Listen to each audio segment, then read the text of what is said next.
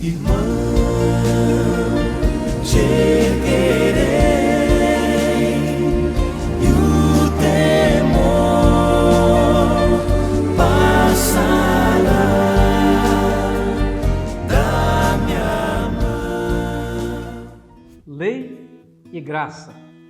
A aparente contradição do discurso de Paulo. Vamos falar sobre isso? Porque Paulo pregava sobre a lei, ensinava sobre a lei, e agora ele estava pregando a graça, pregando o amor, pregando a cruz, pregando o evangelho.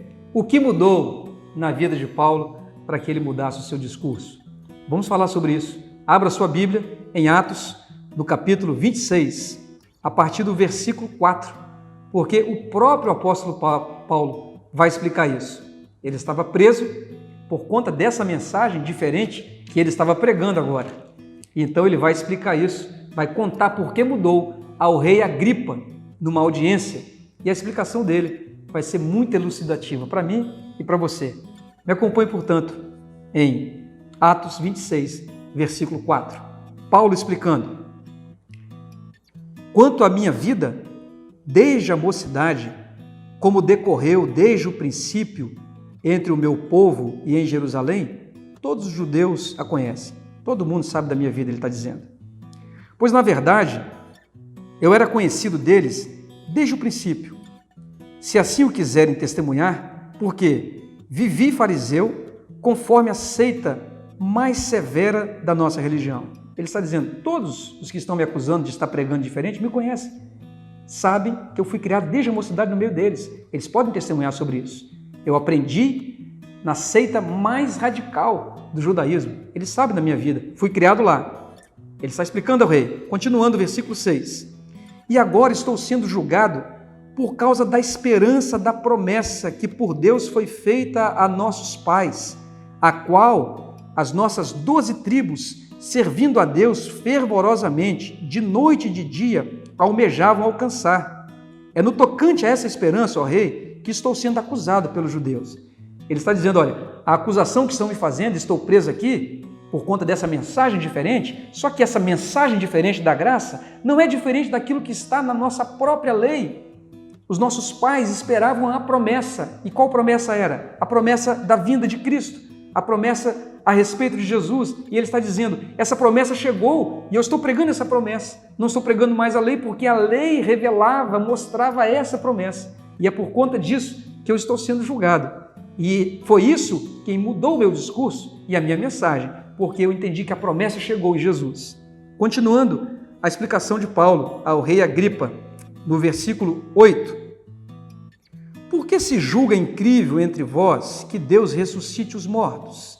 Porque era essa a questão de pano de fundo, porque Paulo pregava que Jesus tinha ressuscitado dos mortos. E era essa mensagem, Cristo morreu e ressuscitou, pagou o preço na cruz do Calvário, a conta está paga, a dívida está paga, não há mais condenação. E era essa a questão dos judeus ou dos religiosos da época contra Paulo. Não, Cristo ressuscitou de fato, e é esse Cristo ressuscitado que eu estou pregando. Era o que ele estava explicando, em outras palavras, ao rei Agripa, no versículo 9. Na verdade, a mim me parecia que muitas coisas devia eu praticar contra o nome de Jesus. Ele está explicando agora por que ele perseguia os cristãos, por que ele tinha o discurso anterior. Me parecia, na verdade, praticar e contra-atacar o nome de Jesus, perseguir aqueles que falam sobre Jesus. Estou no versículo 9, agora no versículo 10. E assim procedi em Jerusalém, havendo eu recebido a autorização dos principais sacerdotes, encerrei muitos dos santos, muitos dos crentes nas prisões, e contra estes dava o meu voto quando os matavam. Ele prendia os cristãos e havia votação. É para matar? Ele dizia, pode matar. Essa era a conduta dele anterior. Era isso que ele pregava. A lei o impulsionava a matar, a perseguir, a injuriar, a amedrontar, a ameaçar. Era isso que ele pregava e vivia antes, convicto de que estava certo e estava autorizado pela própria religião, pela própria liderança da religião dele, sacerdotes, os quais davam a ele cartas, autorizações para que ele perseguisse. É isso que ele está explicando. No versículo 11, em Atos 26, 11, Muitas vezes os castiguei por todas as sinagogas, obrigando-os até a blasfemar, e demasiadamente enfurecido contra eles, mesmo por cidades estranhas, os perseguia, autorizado pela religião. Versículo 12. Com estes intuitos, parti para Damasco, levando a autorização dos principais sacerdotes e por eles comissionados. E agora Paulo vai mostrar como que o seu discurso muda, por que ele começa a mudar. No versículo 13, ele estava no caminho de Damasco, indo perseguir os crentes, e ele está então relatando no versículo 13: Ao meio-dia, ó rei, indo eu caminho afora, vi uma luz no céu, mais resplandecente do que o sol, mais resplandecente do que a religião, mais resplandecente do que as minhas convicções, que brilhou ao redor de mim, que me cercou. Não pude escapar dessa luz, estava ao meu redor, e de todos os que iam comigo. E caindo todos nós por terra, ouvi uma voz que me falava em língua hebraica: Saulo, Saulo, por que me persegues? Dura coisa é recalcitrares contra os aguilhões. Então eu perguntei: quem és tu, Senhor? Ao que o Senhor me respondeu: eu sou Jesus, a quem tu persegues. Paulo foi cercado no caminho de Damasco, uma luz que brilhou, e agora ele não pode fugir dessa luz. Agora ele não podia lutar ou recalcitrar contra os aguilhões, estava sendo impulsionado a mudar o discurso, a crer naquilo que não cria, a pregar a esperança que ele conhecia, mas nunca tinha vivido e que estava na lei. Agora ele estava sendo impulsionado a isso. E aí ele continua o seu relato, portanto, no versículo 16, dizendo o que Jesus disse a ele, quando o cercou nesse resplendor de luz, revelando-lhe o evangelho da graça. Mas levanta-te, porque ele tinha caído por terra.